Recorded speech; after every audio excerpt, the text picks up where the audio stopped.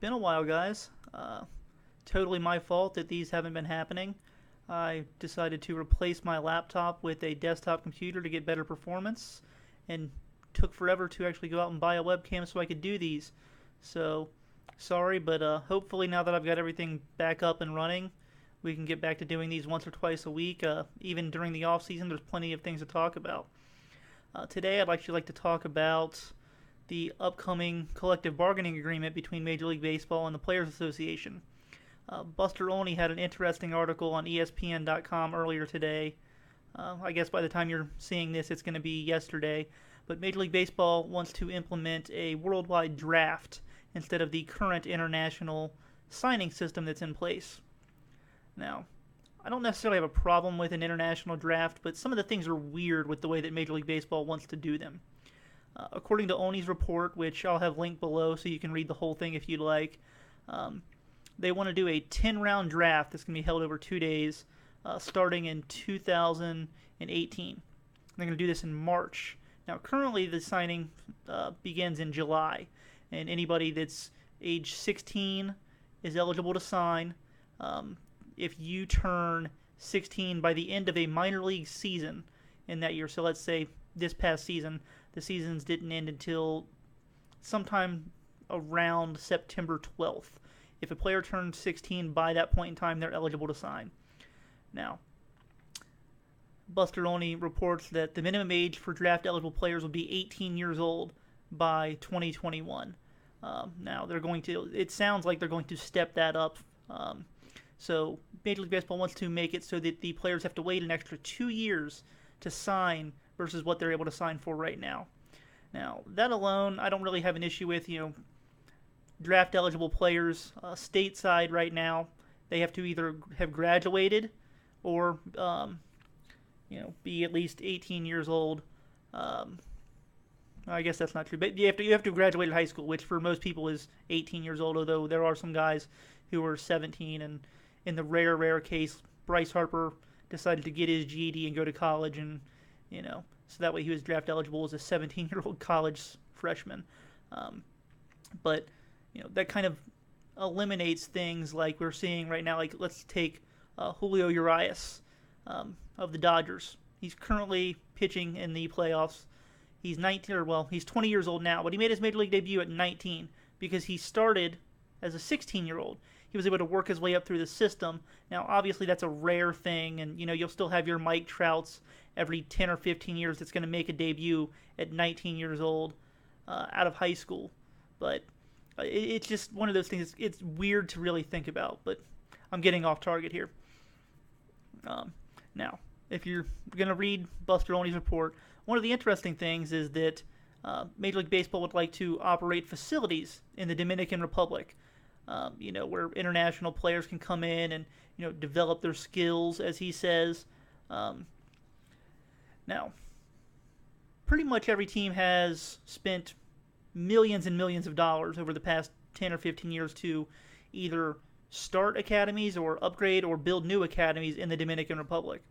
And this is to, house and train players that they've signed during the summer. These guys mostly play in the Dominican Summer League. The Cincinnati Reds have 2 teams down there. They probably have 80 to 90 players between the 2 teams.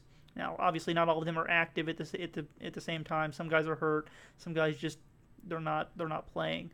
But Major League Baseball teams have a lot of money invested in the way that the system currently is, and a lot of that is because these guys are 16, 17, 18 years old.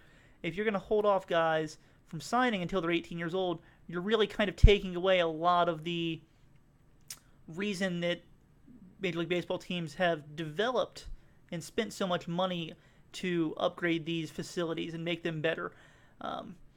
You're taking away a lot of developmental time from these players. I don't know. It's a weird situation the way that Major League Baseball is going about things. I'm not sure if all of the teams are in on this, then that's fine. But with the way that things are currently going, I'm just not sure that it makes too much sense from the way I'm looking at it. Obviously, they have a very different perspective on things. but it's just it's a weird thing for me. Now, one of the other interesting things that Oni mentions is that, there's a concern. I'm going to read this. This is a direct quote.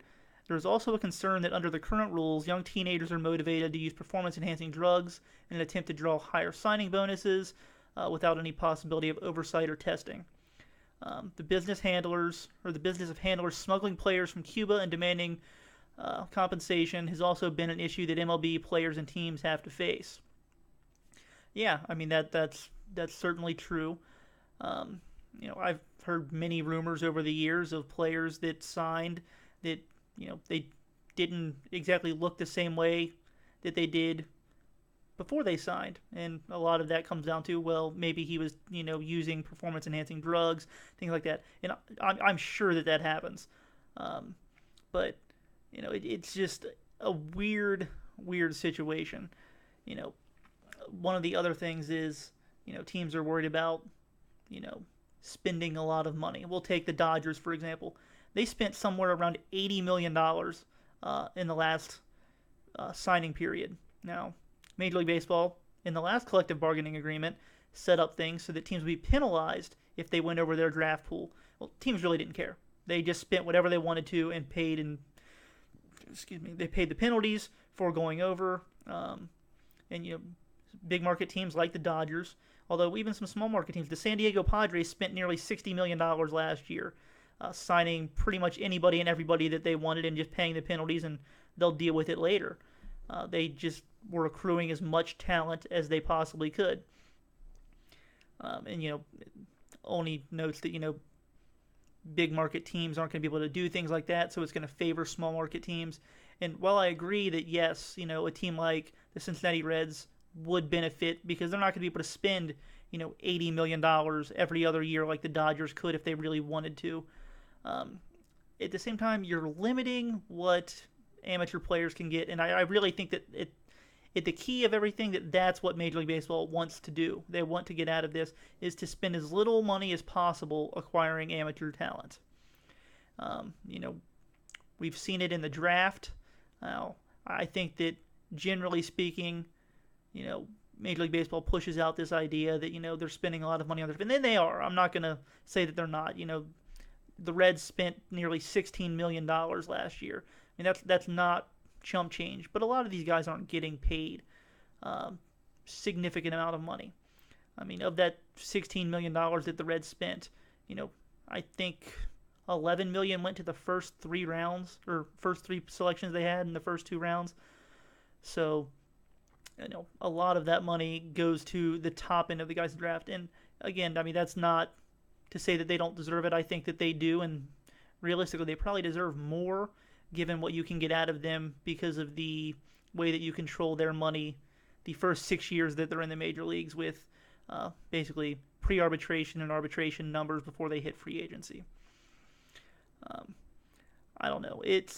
I can see both sides. I understand exactly where Major League Baseball is coming from and wanting to basically put everybody in one pool, at least internationally, and say, the best players should go to the worst teams. Just like in the draft, they should have a opportunity to get their hands on the best talent. So from that standpoint, it makes plenty of sense. But at the end of the day, I still just think that it's going to be more about limiting the money that they spend. Now, Oni mentions Cuban players. He doesn't talk about how things are set up right now with where international players that are over the age of 22 and have 5 years of professional experience aren't subject to the current signing pools. So are players now, no matter of age or experience, going to be in this draft? I don't know. He doesn't really get into that, and I think that's one of the big things. And then how are you going to implement this with, say, players from the pro leagues in Taiwan or in Japan where there's the posting fee situation? That's not really covered either.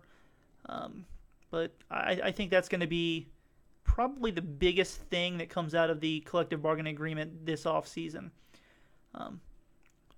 The players aren't going to just give up this right. I guess the question is, what are they going to try and get in return for this. We'll see, but it's an interesting situation, and we'll see how it plays out. But I think this is the biggest thing that Major League Baseball is going to work on in terms of the collective bargaining agreement this offseason. I just thought I'd put my thoughts out there. Let me know what you think. And we are going to stop this now.